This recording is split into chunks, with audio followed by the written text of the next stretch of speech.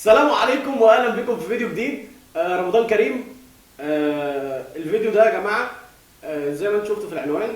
هقول لكم بس حاجه بسيطه. انا حابب ان انا ابدا رمضان وانا مش مزعل حد مني، وحابب برضو ان ابدا رمضان وانا مش زعلان من حد. فزي ما قلت لكم يا جماعه، وزي برضو ما شفتوا في عنوان الفيديو، انا هتكلم عن الخليل الكوميدي. الخليل الكوميدي او احمد حسن خليل ايا كان. انا قابلته في الايفنت بتاع اليوتيوب المره اللي فاتت.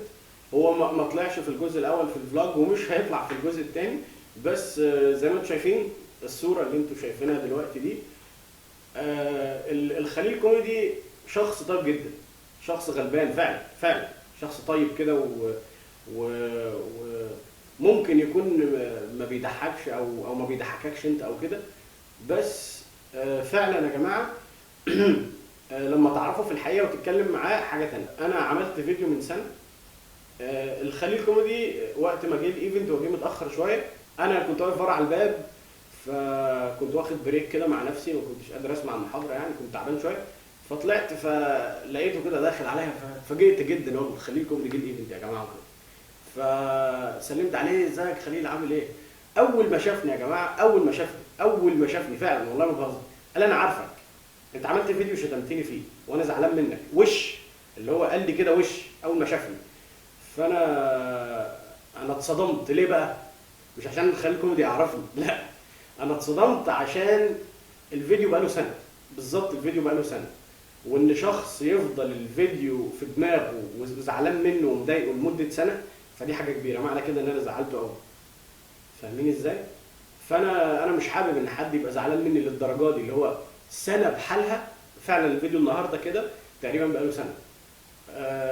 مش حابب اني افضل في ذاكره حد او في دماغ حد بان انا مضايقه او مزعله. فانا طول الايفنت بعتذر للخليل، هو مش مصدق ان انا بعتذر له، لان في ناس تانية كانت موجوده في الايفنت عملت فيديوهات زي اللي انا عملتها، وهو برضه كان عارفهم.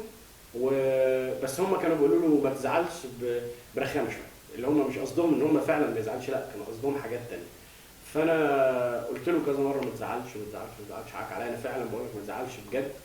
فهو في الاخر اقتنع، ولما اقتنع خدنا الصوره اللي انتم شفتوها، لان في الاخر احنا بنعمل حاجه عشان نفيد الناس اللي بتتفرج علينا، اللي هو انتوا، او نضحككم او نزود دايره اصدقائنا بيكم.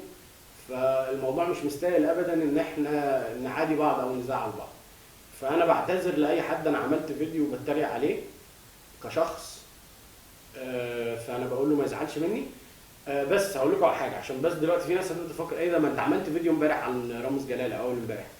يا جماعه، في ناس تستحق النقد او تستاهل النقد، اللي هم الناس الفنانين او الشخصيات العامه. لان انت لما تبقى شخصيه عامه فانت بتحط نفسك موضع للنقد، فخلاص يعني نقد بالدال مش بالضاد. بتحط نفسك موضع للنقد، ان هو انا شخصيه عامه، فيبقى لازم انت تبقى عارف ان انت الناس تقدر تقول ان انت كويس او وحش، او ينتقدوك او ولما تبقى كويس يسقفوا لك، فانت عارف ان ده شيء متاح. فانا بعتذر للخليل كوميدي وش، وبعتذر لاي حد تاني انا عملت فيديو قلت عليه كلام مش لطيف، عشان نبدا رمضان بشكل كويس. ولو حد غلط فينا شخصيا، سواء في الكومنتات او في عمل فيديو او عمل اي حاجه، انا بقول له انا مسامحك برضه ومش محتاج اعتذار.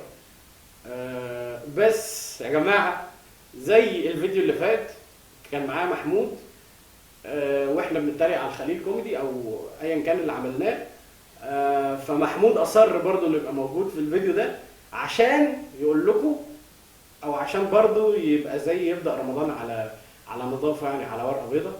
فانا احب اقول له تعالى يا محمود، تعالى يا مصطفى، تعالى يا كلاوي، تعالى يا لينا يا دكتور.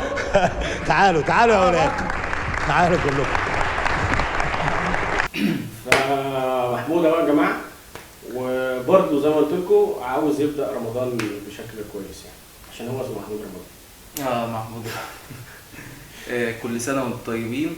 ومحمد لما انتقد حد، سواء كان خليل كوميدي او رامز او اي حد من الفنانين، فهو زي ما كان بيقول وانا ورا الكاميرا، يعني ان هو ما دمت انت شخصيه عامه فانت معرض للانتقاد. في فرق ما بين خليل وفي فرق ما بين رامز، وهو مش حابب حد يزعل منه. انا مش شايف الفيديو اللي كان من سنة ده احنا ما كناش بننتقد الشخص نفسه او ما غلطناش في الشخص نفسه، وكنت مندهش يعني ان الخليل نفسه زعل شخصي.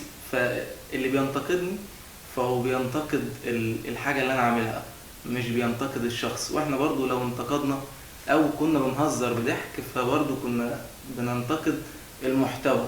هو بيعرف يصنع محتوى او ما بيعرفش، فبتفرق في الثقافات. يعني اعتقد ان رامز جلال يعني اكثر ثقافة ومعرفة عن الخليل كوميدي، فهتفرق كتير قوي ان حد يقول ما انت انتقدت رامز ليه ما اعتذرتش لده وليه ما اعتذرتش لده. لا، فعلا الفرق شاسع. كل سنة وانتم طيبين، وكل سنة وانتم طيب يا خليل، وكل سنة وانتم طيب يا رامز، وسكر بره راجع ان شاء الله، ويلا يلا يلا بينا وما بنخافش ان شاء الله.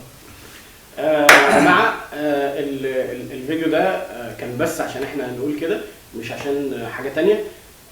ف عايزكم تعرفوا ان احنا لما بنقول كده او بنعتذر كده احنا مش مستنيين ان خليل كوميدي يقول لنا شكرا ويسقف لنا، لا خالص. احنا بنقول كده تعديل لحاجه احنا عملناها، ومش عيب ابدا لما تحس ان انت مزعل حد وتتضايق ان انت مزعله، ان انت بتطلع وتعتذر. الموضوع عادي جدا ومحترم جدا. يعني انا محترم نفسي دلوقتي وانا بعمل ده. ف احب اقول لكم ان احنا ما بنخافش، ويلا بينا يلا بينا. وسكر بره راجع، وفي حلقات على مدار رمضان، وهتعرفوا المواعيد الجديده وهتعرفوا كل حاجه في فيديو نازل قريب. وبنحبكم قوي جدا، ومن غيركم احنا مش هنقدم اي حاجه، لان انتوا اللي بتدعمونا وانتوا اللي بتتفرجوا علينا، وانتوا رقم واحد في القناه دي، لان زي ما قلت لكم قبل كده القناه دي بتاعتنا كلنا. ونشوفكم مره ثانيه في فيديو ثاني. السلام عليكم. يلا بينا يلا بينا.